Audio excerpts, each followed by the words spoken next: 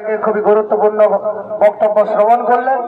এখন আপনাদের সম্মুখে দু একটা কথা বলার, সেটা হলো আমরা যে প্রতিনিধি দল আমাদের ব্লক ডেভেলপমেন্ট অফিসারের কাছে আমরা পৌঁছেছিলাম, আমরা আমাদের স্মারকলিপি প্রদান করেছি, যেটা পুরোপুরি ইংলিশে করা রয়েছে। আমি ব্যক্তিগতভাবে মৌখিকভাবে ওনাকে আমাদের দাবিগুলো জানিয়েছি, সঙ্গে সঙ্গে আবেদন রেখেছি যে আমাদের এই দাবিগুলো আপনার প্রশাসনিক বিভাগে আপনার ঊর্ধ্বতন কর্তৃপক্ষের কাছে আমাদের দাবিগুলো পৌঁছে দেবেন, জেলা স্তরে পৌঁছে দেবেন, জেলার কাছে আবেদন রাখবেন রাজ্য স্তরে পৌঁছানোর জন্য, এবং রাজ্য থেকে কেন্দ্র পর্যন্ত আমাদের দাবি পৌঁছে দেওয়ার আবেদন আমরা রেখেছি। উনি আমাদের কথায় সহমত পোষণ করে উনি আমাদের আশ্বস্ত করেছেন, উনি আমাদের কথা দিয়েছেন, ঠিক আছে আমি অঙ্গীকারবদ্ধ হলাম, আপনাদের দাবি আমার সাধ্যের ভিত্তিতে আমি ওপর পর্যন্ত পৌঁছে দেব। আপনারা খুশি না নারাজ? এখন কথা হলো আমাদের পরবর্তী কর্মসূচি নন্দীগ্রাম 1 নম্বর ব্লক অফিসে ডেপুটেশন এবং থানায় স্মারকলিপি প্রদান, সেটা সম্পন্ন করে আমরা বাড়ি ফিরব। তার আগে আমরা একজনও বাড়ি যাব না, হাত তুলে বলুন ইনশাআল্লাহ।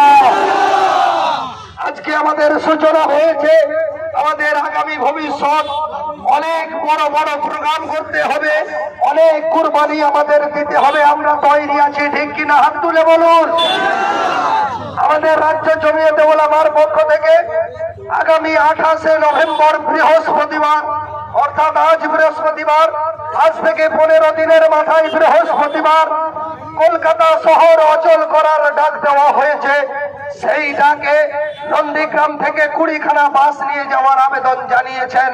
আপনারা কলকাতার মহাসমাবেশে কলকাতার রাজপথকে দখল করতে তৈরি আছেন, ঠিক কিনা?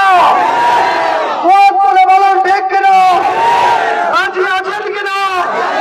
আগামী 28শে নভেম্বর কলকাতার রাজপথ দখল করার জন্য আপনারা অংশ নেবেন কিনা? হাত তুলে বলুন।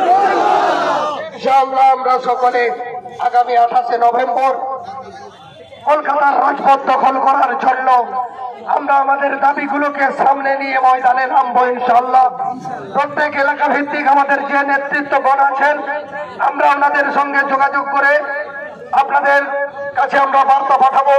আপনারা যারা আজকে ময়দানে নেমেছেন সকলে লাভবাহিক বলে সেদিনও সাড়া দেবেন। আগামী দিন ভারতবর্ষের মুসলমানের জন্য অন্ধকার কালো মেঘ নেমে আসছে, সেই মেঘকে দূর করার লক্ষ্যে, সেই মেঘের ঘন অন্ধকারকে সেই